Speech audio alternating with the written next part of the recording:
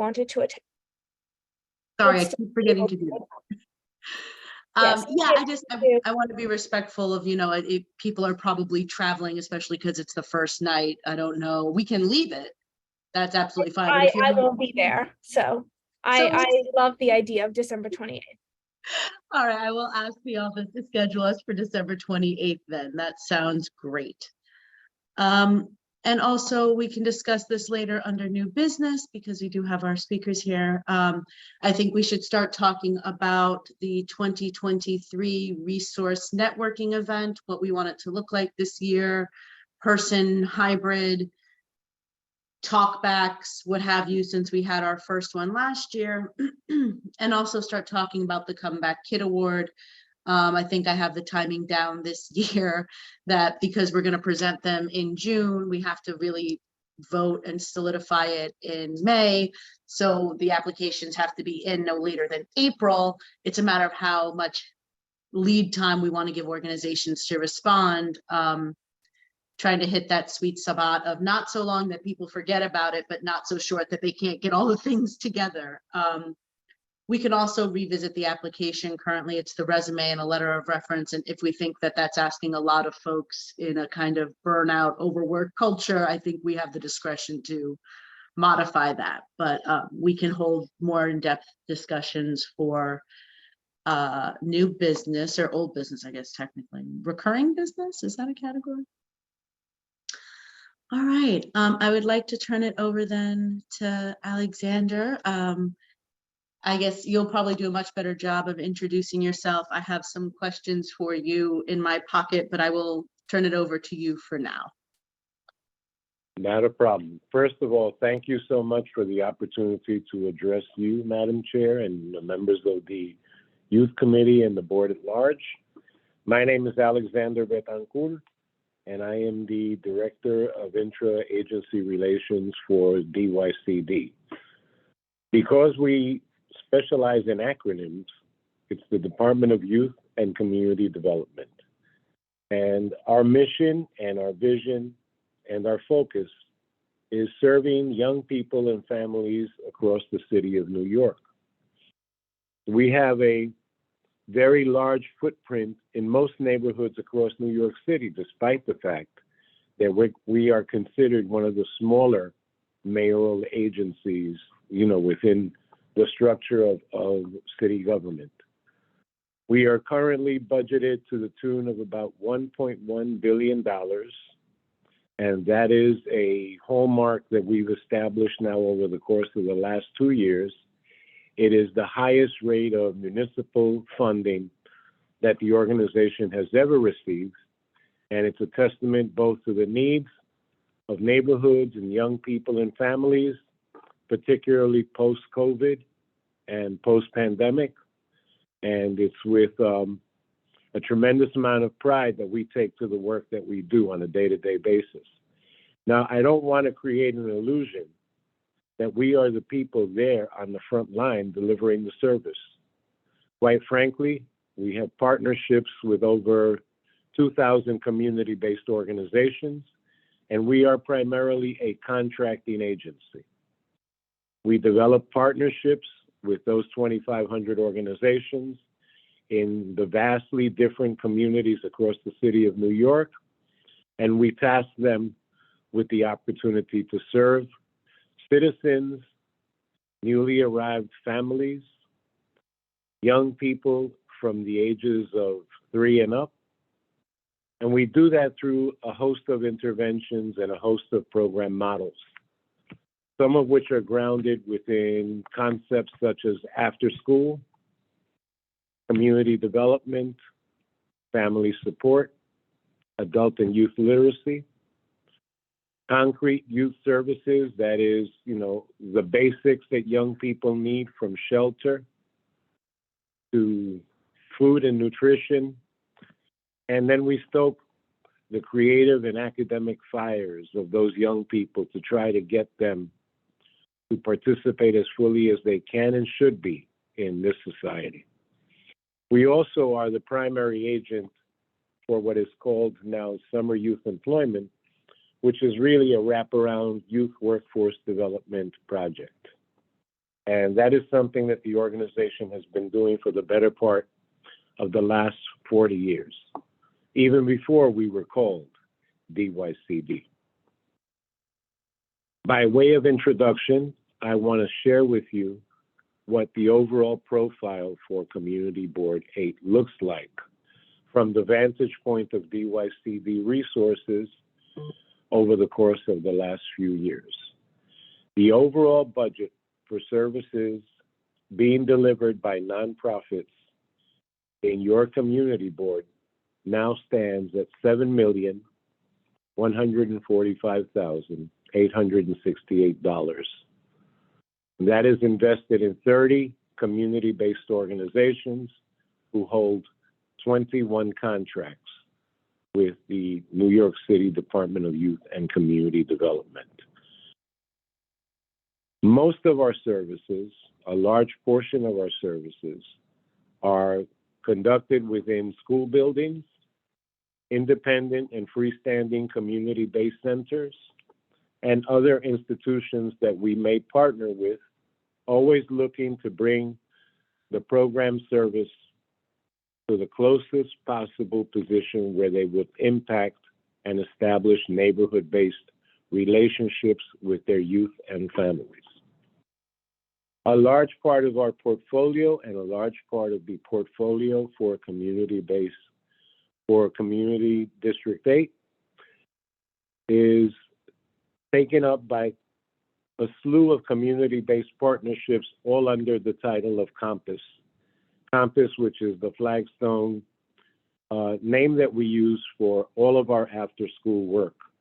And that happens across 3 levels. It happens in elementary schools, it happens in middle schools, and it happens in high schools.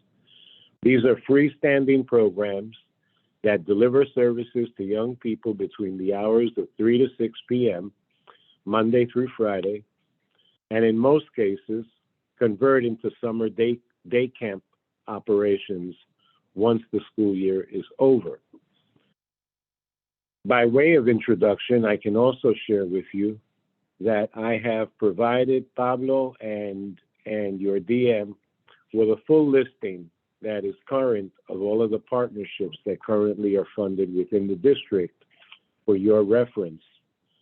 But I can tell you that the services are supported very strongly both by your board and by the community at large, and that we have managed to keep a large number of these partnerships intact now over the course of the last 4 to 6 years.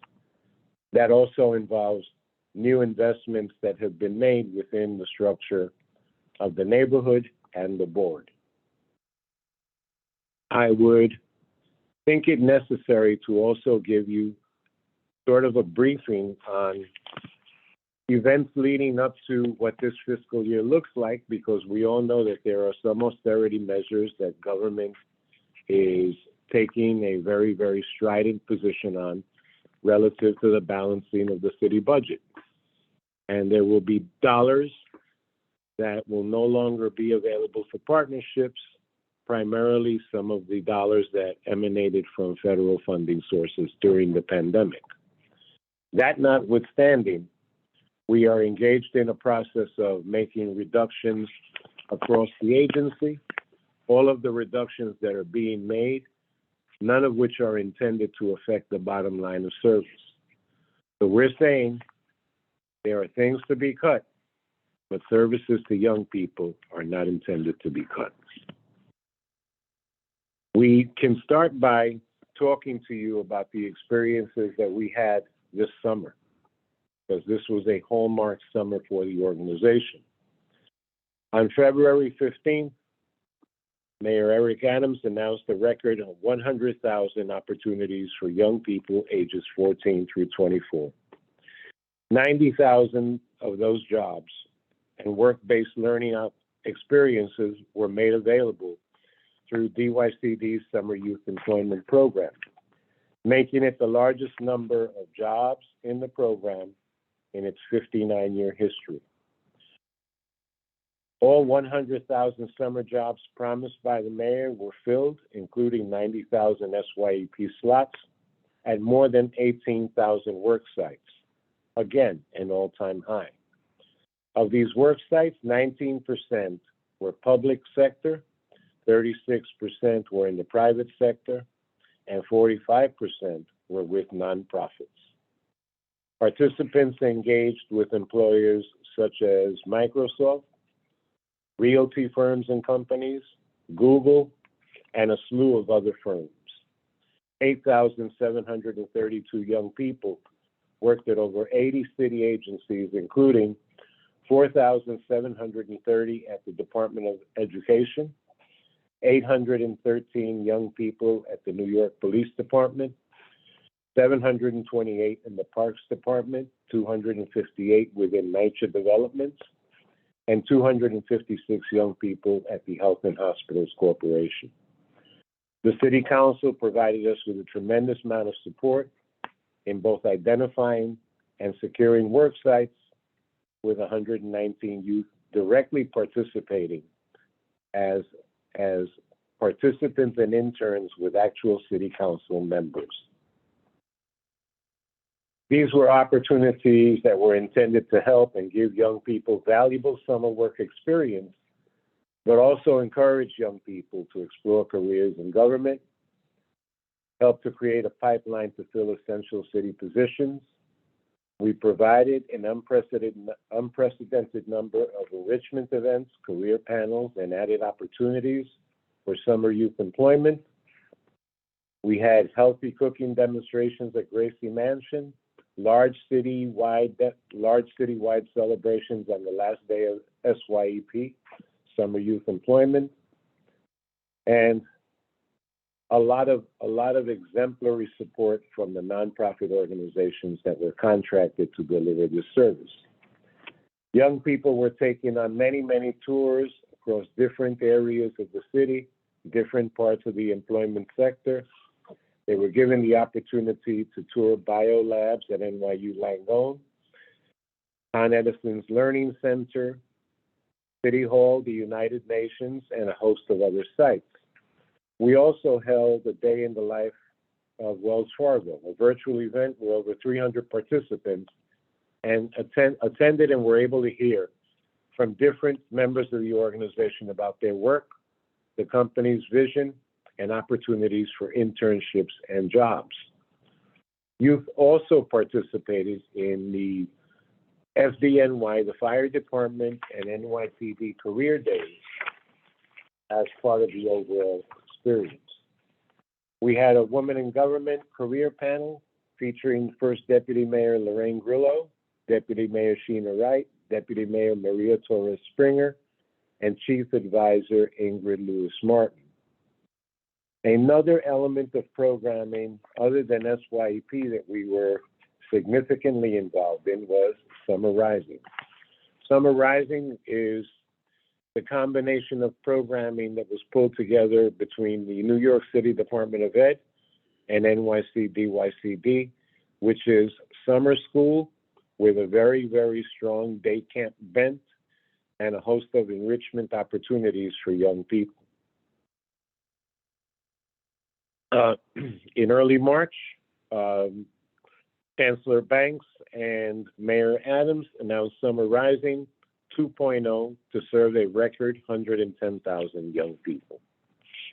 In response to a lot of family feedback and planning steps that were taken by multiple agencies, we knew that the families wanted to solidify summer plans sooner than later, so we designed an enrollment process for launch mid-spring.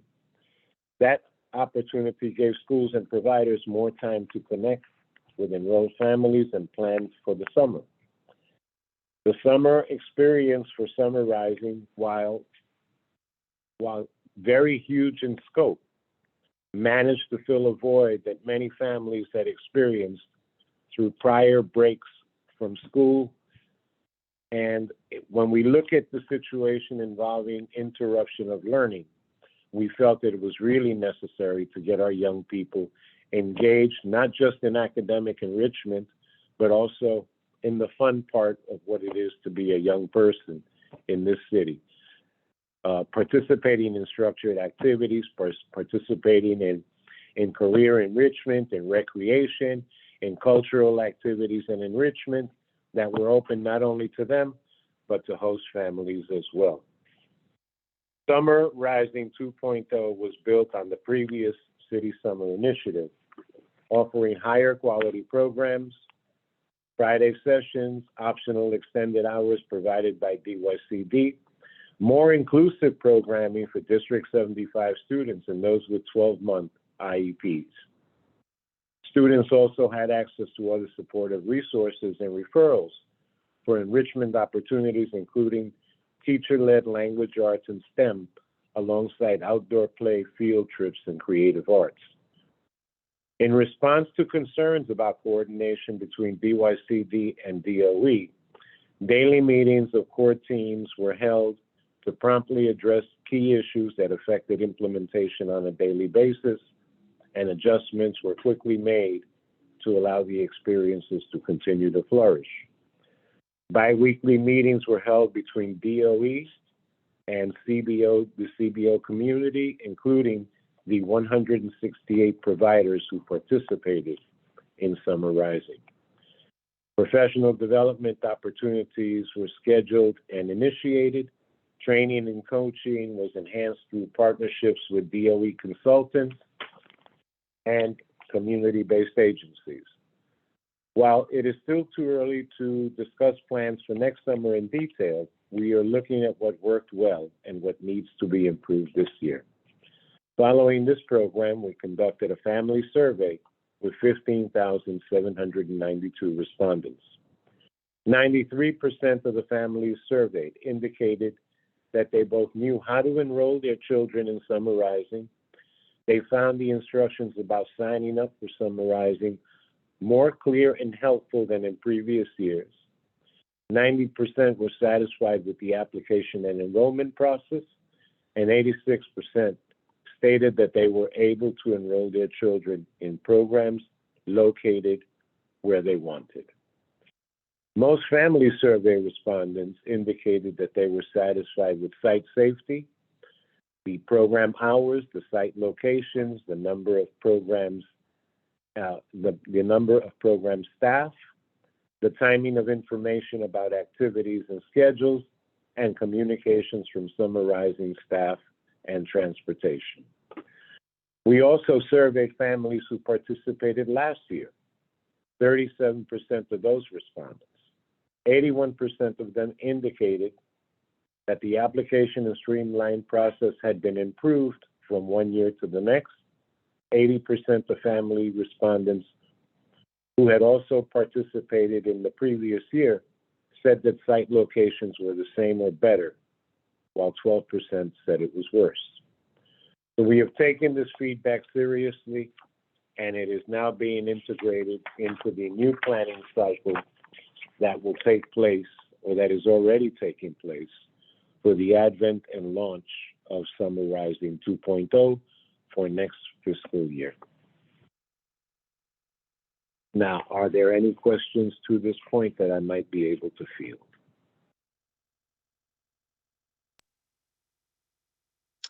I have a couple questions that I want for the record and everything. I think you'll be able to ask or answer.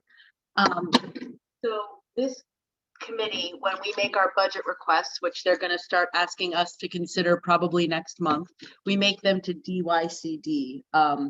I think since I've been chair, we've kind of struggled with what are appropriate, what are best practices. Does DYCD have any priorities that we could support in this budget cycle? Yes, the priorities that we have in this budget cycle are critical to the extending of program models that we know already work, primarily after school, where we have a huge investment in after school. And quite frankly, we don't begin to cover more than 25 to 30% of the schools in any potential district. A district as large as yours, which is primarily all of a community school district 10, if I'm not mistaken, has a diversity of needs. And the needs have to be measured, with a degree of equanimity across all sectors. we know of situations in CSB 10 where there are schools with multiple programs and some schools that are bereft of programming. We don't influence the selection of those schools because we work hand in hand with the DOE in identifying the potential number of schools that would be interested in partnering. But we think that there has to be a stronger and more qualitative and quantitative approach to determining need across those sites. Okay. We can definitely put the expansion of after-school programs on our budget priorities. I don't think anyone would be opposed to that. Is there anything else that we can support DYCD in? Yeah, we want to keep the summer efforts where they were or expanded. Because we feel that the summer youth employment experience model this year was very different from what happened in prior years by dint of the expansion that we took. There is very strong movement underfoot to create an institutionalized approach to youth development and youth employment that says every eligible young person should have the opportunity to apply for a job. In most cases, in previous years, we would be able to probably employ one of every 3 participants who applied.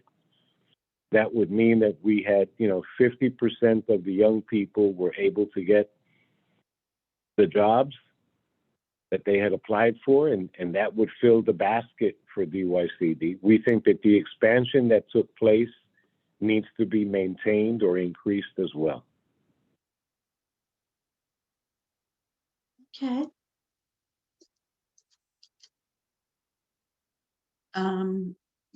Is there a third priority, or should I finally stop asking and let somebody else ask a question? I'll give somebody else the opportunity. Are there any other questions? Seeing head shakes. I guess the only other thing is I just want to, so I have somewhere to look back on it. DYCD is not able to give us capital budget. Like, we are not able to ask you to help us build an after-school program. It's programmatic contract things. Is that accurate? Correct. Okay. We don't have capital budget arm within the agency. Okay, this Those way I can capital stop saying I think, I can say, no, I know. Yeah, those capital budget requests are normally initiated via councilmanic relationships, but they're outside of DYCD. Okay. So I'm gonna, just for transparency, I'm gonna take these budget things back to also the office to see if we can maybe write letters to council people or something on behalf of these items, to make sure we attack it from all angles to support, as long as, if the committee's in favor of that. But I'm gonna kind of ask them if this is something we would do that way, and if they agree, then we'll bring it back here about who we should approach. And I'm a big What I fan think of Stan. is if you take a look at the roster of partnerships that you currently have, and you might want to structure some kind of Q&A with the providers that are listed, and you have all of this detail, in your possession, and if you don't have it, I will make sure that you get it, so that it might serve to inform the process a little better. Thank you. I will ask the office to help facilitate that. And if you don't have it, please feel free to give me a call, and I will make sure that I put it in your hands. I appreciate you being so willing to share your time with us. Is there any other questions? All right, thank you so much for spending your part of your evening with us. We greatly appreciate it. I'm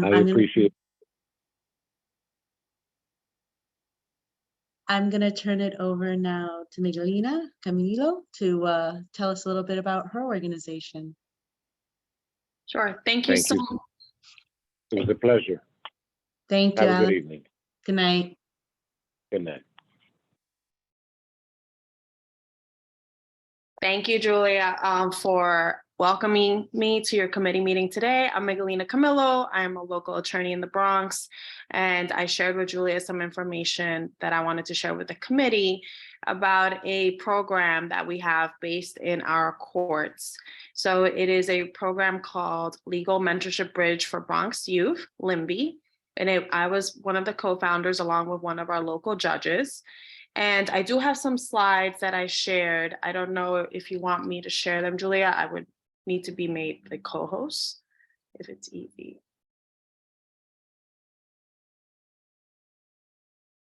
It is always theoretically easy. It's in the practice that I tend to stumble. Give me one moment.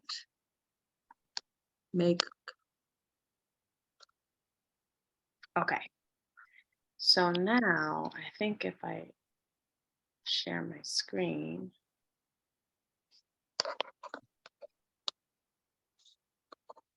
And now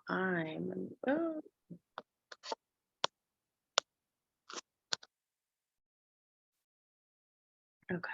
I always like visuals just to make it a little easier.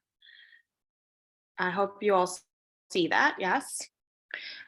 Essentially, the idea was because of a love that I share for mentorship, and one that also is shared by the judge that helped me co-found this group. We were thinking about ways during the pandemic of how we can still reach classes and students, high school students mostly, that we would typically go to their school and do a career day activity. So we were thinking about an organization that can kind of house all these different groups that do that type of work. So basic idea of, do you want to be a mentor? And we are in the position working with bar associations. I was former president of the Bronx Women's Bar, and we have the Bronx County Bar Association, which is the largest bar association in the Bronx, where we have a bunch of lawyers and judges and even court officers that want to give their time and talk to students about different careers in law. So we have a base of volunteers. And then we did some outreach and partnered with several different organizations. The first one being iMentor, which is a national organization. They have a very robust already template where they do background screening, and then they match you with a high school student for at least 2 years. You'd be matched with a junior or senior, and the whole idea for iMentor is to help them in their transition, help the student in their transition to college, and making sure that we have students graduating and applying to college and attending college. So that's one option. The other option, which has been very successful during the pandemic because we're able to do it virtually, is Here to Hear. In that option, we're basically doing lunch and learns. Attorneys or the courthouse in general goes on lunch break from 1 to 2 p.m. So we've been using that lunchtime to speak to different high schools throughout the Bronx. And a volunteer will volunteer their lunch hour and will be assigned a class in one of our Bronx schools, and will basically tell the class how they became, a professional, what their career path was, and a little bit about where they came from and, how they grew up. So that is another part of this program. And we're constantly adding different sources, essentially because networking is a big part of being an attorney. Every time we learn of different groups that work with youth, we add them into this program. So one of our newest ones is Justice Resource Center, which delivers resources to students from mock trial programs to also mentoring, tours of the courthouse. So that's another option where we essentially ask our volunteers to either give their time or connect us, with other resources, sometimes even offer up their own office to become a place where a class can come in and tour. And we do have an email, which I will speak about more at the end, where that's where we're using to collect information. We do have a breakdown of each of the programs. They all have different time commitments. iMentor is the most rigorous one because, like I mentioned, you can basically commit to even 2 years to working with one specific student. You are matched through the iMentor program. They do a background check. They make sure that every conversation with the student is pretty structured. You're either having a conversation virtually or you're going to their school in person and doing some type of activity with the student. Here to Here, which also has an in-person option, but we've mostly been using their digital platform to keep doing these lunch and learns through the virtual capability that we have now. And that has been continuing. The only commitment there is the time that you volunteer that one lunch hour for an hour to talk to the school that you're assigned to. And Justice Resource Center, which has resources as far as educating our students and engaging them into being civically minded and even pursuing a career in law. So this breakdown kind of just sums up the different resources that we have. We currently are partnered with it's about 15 schools, essentially either someone from our organization, one of our volunteers, can tell us about a school they've worked with and we loop them into the network, or we have these schools that are provided by Here to Here. And the schools that we're working with right now are for those students that are interested in the law, because our volunteers are lawyers, judges, and court officers. But we do imagine this program to keep growing to more schools in the Bronx and also to encompass different types of profession. So we just heard from DYCD that they do a lot of programming with STEM. We would love to be able to extend, in the future to that type of mentoring as well. And essentially, be able to advocate for our students and make sure that they have as much information as possible about all the different career paths that they can think about.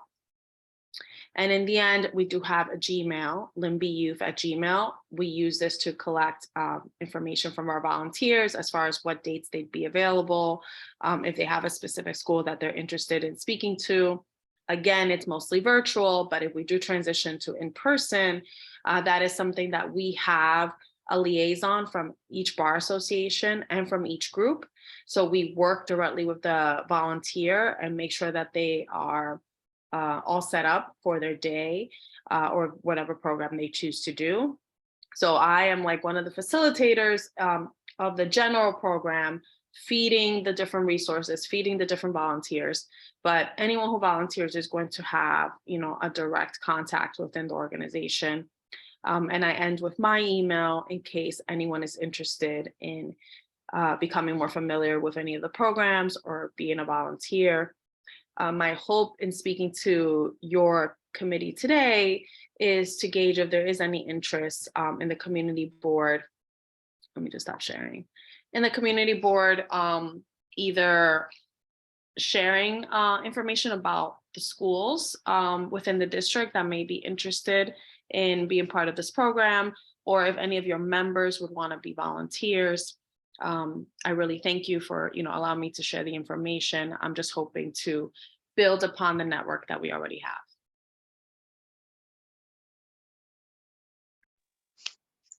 Thank you. Are there any questions? Well, I don't know if I mentioned it explicitly, but I actually am a high school student. I go to Bronx Science. I was just wondering, what schools are you already working with? That is great, Leona. I actually, when I heard STEM, I wrote down Bronx Science as a school that I would like to reach out to and was thinking of who could connect me to them.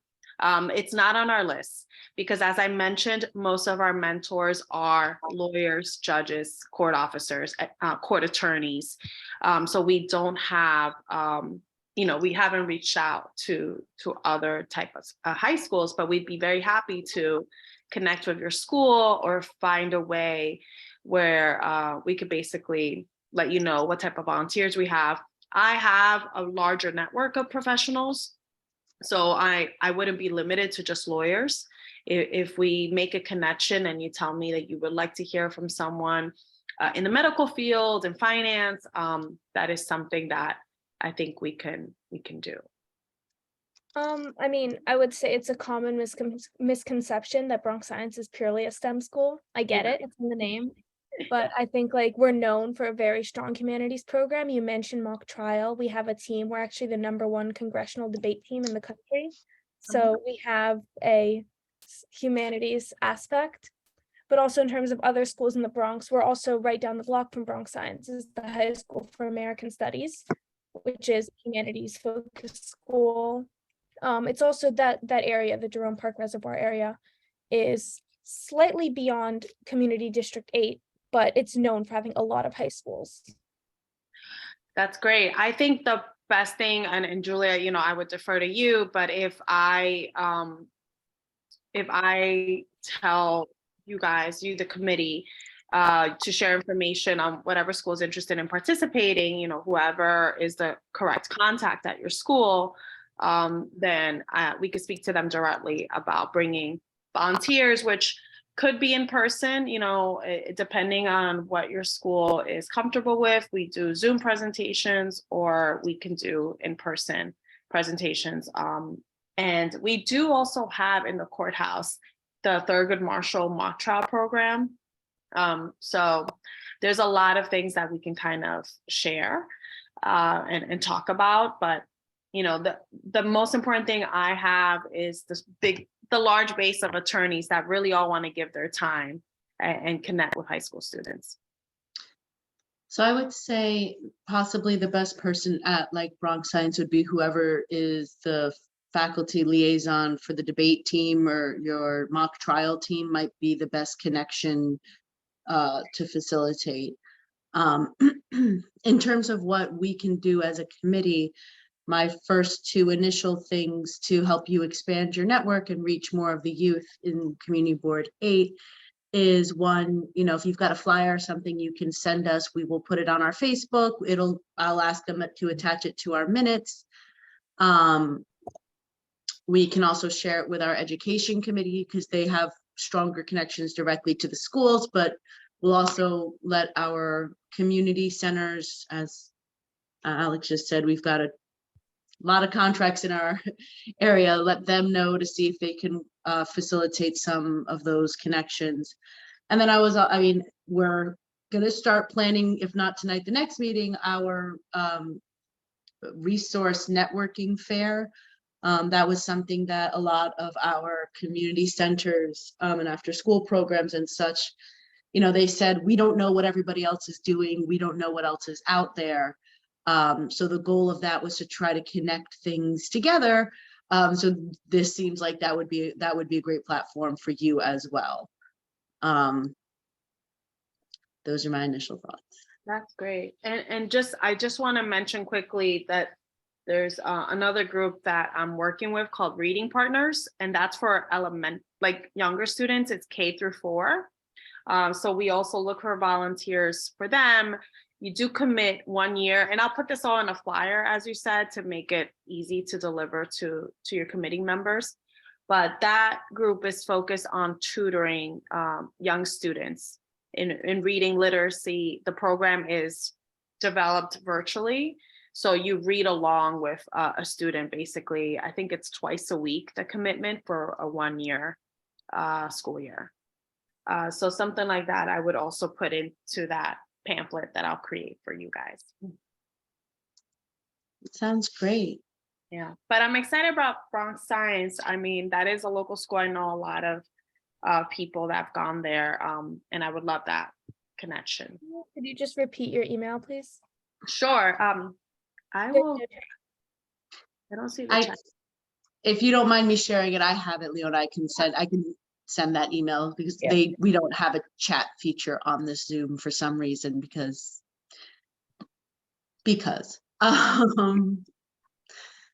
any other questions, thoughts, comments? I mean, I would say in terms of getting in touch with local schools, I'm sure Ramdat knows a thing or two about that. He teaches at RKA at Riverdale Kingsbridge Academy. He's a member of the board. And I have my friends in the schools, but this sounds really cool. So, I know Ramdat, yes. That would be a good contact. I also like to remind people Ramdat was the former vice chair of this committee because I like the 7 or 6 degrees of Kevin Bacon or whatever it is.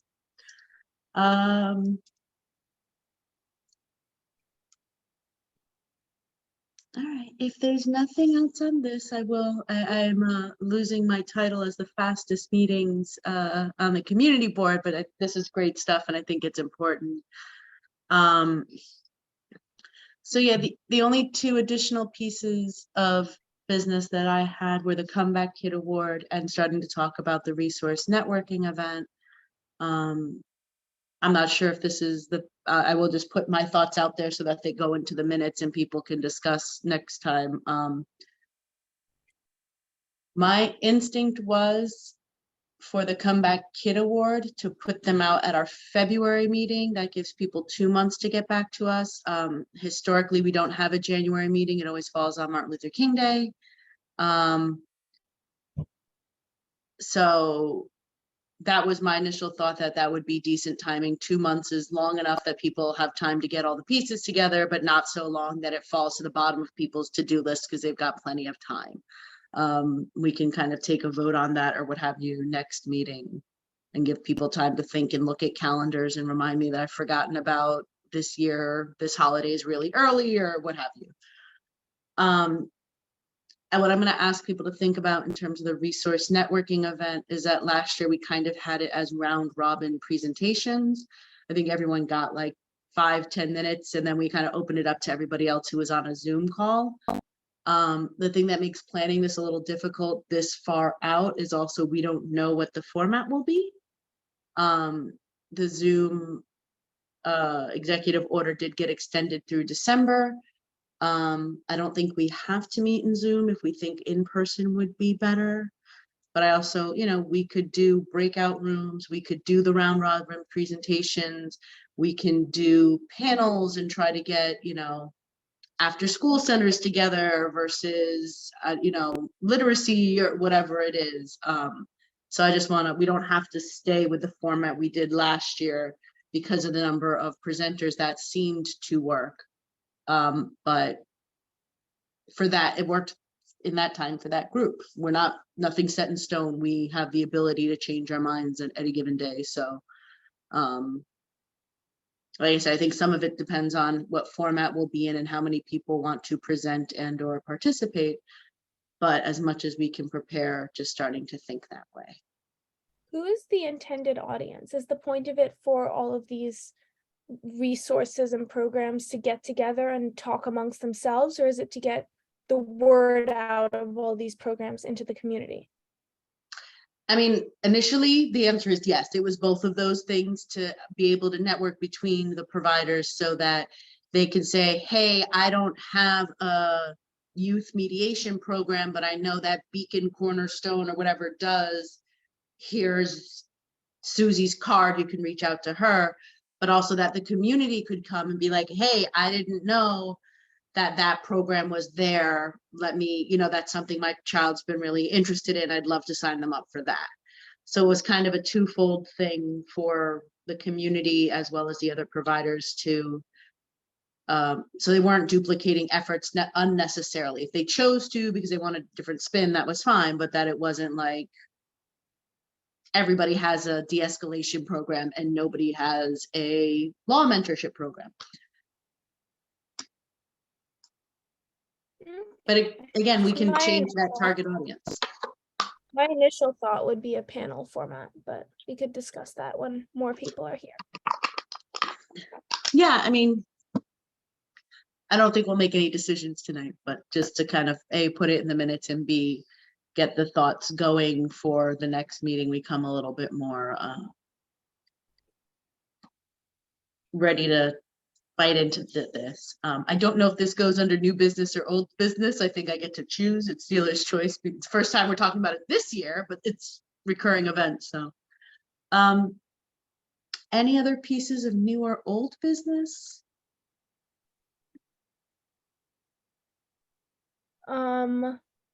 I don't think so. I thought it was a little funny that you said that the resume and the letter recommendation is too much. I'm not sure it is. I want to remind people, this is stuff, the current Comeback Kid application is something that we inherited. It was created by someone else in a different time. And so if we want to make it more rigorous, we can do that too. If we want to make it less rigorous and open it, you know, if we want to have 10 awardees, we, you know, all of this stuff is up for us to decide. And we can, I mean, I'm not a huge fan of changing things every year, but we can take more ownership of it than we have been. And that's just what I want to remind people who maybe, haven't been on the committee as long, is the form we're using is what my predecessor used 4 or 5 years ago. And that was pre-pandemic. We were in a very different time. Like maybe we don't need things to have physical signatures. Maybe we can accept electronic signatures so that people don't have to print them and send them back. Maybe we should upgrade to a fillable PDF. Those kinds of things. We have the time now, but if we want to change things, this is when we should start talking about it. Yeah, I mean, maybe I'm torturing my peers, but a resume and a letter of recommendation feels so light compared to like anything else I've ever applied to. No, my personal feeling too is it also helps prepare for the college application process or scholarship processes, where a lot of times that is the bare minimum they're going to ask you. And an essay, a letter of recommendation, a resume is the bare minimum. I felt like some of the things, and I went to college too long ago to actually mention a number, I felt like wanted a blood sample and like your genealogy and you to be able to do the alphabet backwards. So it's not necessarily that it's too much, but also I don't know, what I'm hearing professionally is that a lot of people are burned out. And so I'm imagining that students are feeling the same way and the youth are feeling the same way, especially if they're tired at school dealing with tired teacher adults, and then they come home and deal with tired, burned out parents. And, that's going to affect them differently. So I want to be sensitive to the fact that I don't know. So I don't want to sit here and say, I'm the chair, we're doing it my way. I want to kind of be like, what's going on out there? Because I know I'm not the best source of information for that.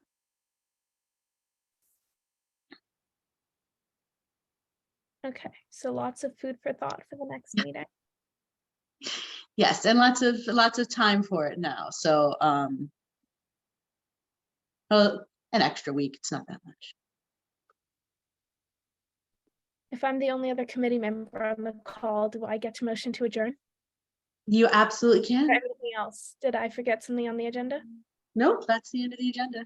Okay, motion to adjourn. This is so exciting. I deem the meeting adjourned. Thank everyone so much for their time. I appreciate you taking time out of your evenings to come be with us. And I will make sure to get these minutes out quickly so that people know what's going on here. Happy holiday. Happy holiday. Thank you so much. Thank you. Good night.